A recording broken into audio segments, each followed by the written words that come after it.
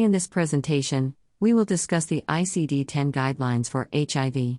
So, without any further ado, let's start. So, the first thing to remember while coding for HIV is that code only confirmed cases. Confirmation does not require positive serology or culture. Provider's statement that patient is HIV positive or HIV-related illness is sufficient. For example, patient being seen for hypothyroidism with positive HIV infection. In this case, code E03.9 for hypothyroidism only is used because it has not been confirmed that HIV is present. Now, let's learn about HIV-related condition. In such scenario, primary diagnosis is always HIV and we need to code B20 as the principal diagnosis code. Once principal diagnosis is coded, then we should code HIV-related condition as secondary diagnosis. Let's understand with an example. Imagine a scenario where it's documented HIV with CMV. In this case, as per coding guidelines, we should code B20 for HIV first followed by B25.9 for CMV. Remember, once HIV-related illness develops, B20 should always be the principal diagnosis. In the previous slide, we understood about HIV-related condition. Now, let's understand how to code for HIV-unrelated condition. As per coding guidelines, in case of HIV-unrelated condition, the code for unrelated condition is coded as principal diagnosis followed by B20 for HIV as secondary diagnosis. Again, let's understand with an example. Imagine a scenario where documented conditions are sprain of internal collateral ligament of right ankle and HIV.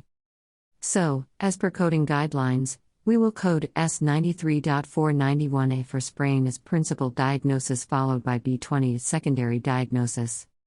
Remember, do not assign code if provider documents suspected, probable, possible, rule out, etc.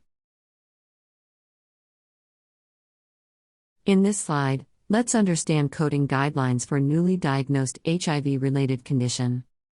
As per coding guidelines, always B20 is coded as principal diagnosis whether newly diagnosed or previously diagnosed. For example, if it's documented newly diagnosed multiple cutaneous Kaposi sarcoma in previously diagnosed HIV disease. So, in this scenario, even though HIV was diagnosed on previous encounter, it's still sequenced first as principal diagnosis followed by C46.0 for Kaposi sarcoma.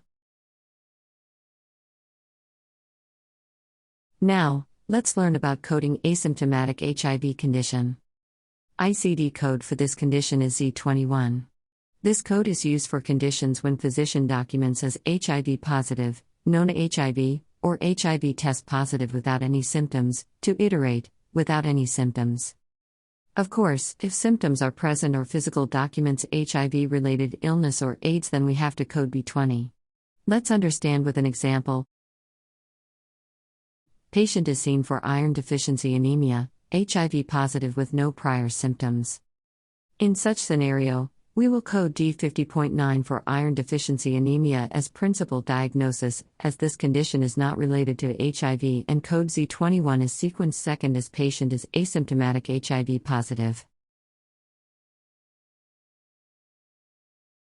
Let's discuss few minor guidelines for HIV mainly related to inconclusive serology, HIV in pregnancy, and HIV testing.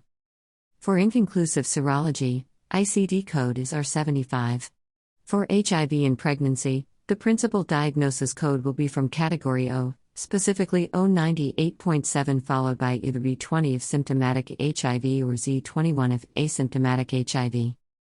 Lastly, HIV testing, code Z11.4 for encounter for screening for HIV, may use additional code for associated high-risk behavior. Code 71.7 for HIV counseling, if given during the encounter or HIV test result is negative. Thank you. Please like and subscribe to this channel if you like this video.